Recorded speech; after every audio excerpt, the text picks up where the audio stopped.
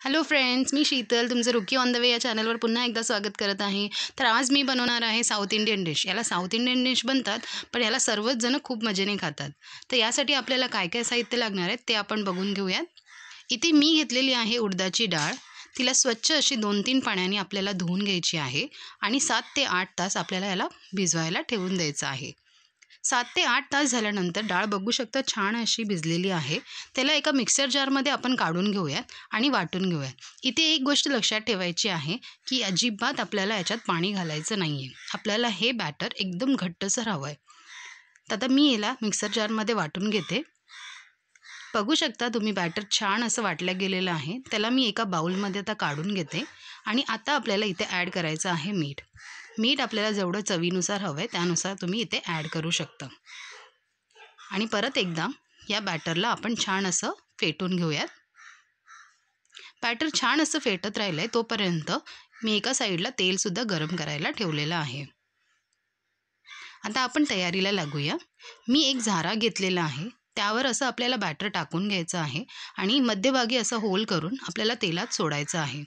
1 मिनिटानंतर हे बॅटर आपोआप सुटून जाईल। अशाच प्रकारे बाकीचेही मेदूवडे आपण बनवून घेऊयात। मेदूवडे बनवताना एक गोष्ट लक्षात ठेवायची आहे की याला आपण मंद आचेवर होऊ द्यायचं आहे, जेणेकरून हे छानपैकी आतमध्ये शिजतील। जर तुम्ही गॅस फास्ट ठेवला तर हे लवकरच असे ब्राऊन होतील, पण आतमध्ये कच्चेसर राहतील। अशाच प्रकारे बाकीचेही मेदूवडे मी बनवून घेत आहे। बघू शकता मेदूवड्याला किती छान असा कलर आलेला आहे।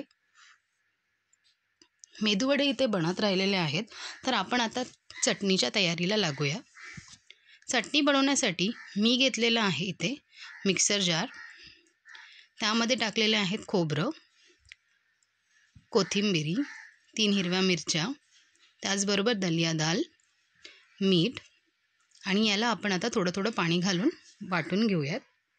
चटणी छान अशी वाटल्या गेलेली आहे, तर आता आपण याला तडका देऊन घेऊयात। त्यासाठी मी घेतलेली आहे इथे मोहरी, अख्ख्या लाल मिरच्या आणि कढीपत्ता। तडका छान असा दिलेला आहे, तो चटणीमध्ये टाकून घेऊयात। अशा प्रकारे आपली चटणी तयार झालेली आहे। तर आता आपण एका प्लेटमध्ये मेदूवडे काढून घेऊयात आणि त्याचबरोबर सांबार आणि चटणीसोबत याला सर्व करूयात।